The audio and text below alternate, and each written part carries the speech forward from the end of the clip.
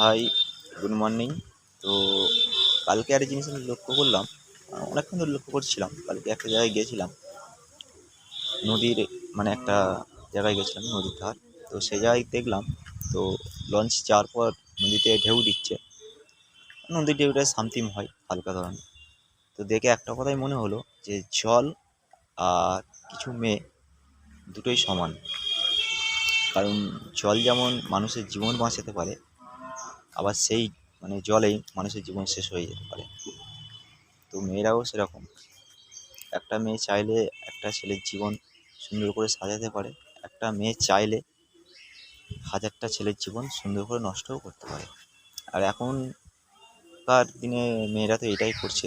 তো সব মেয়েকে বলছি না, সব মেয়েকে উদ্দেশ্য করে বলছি না, ঠিক আছে?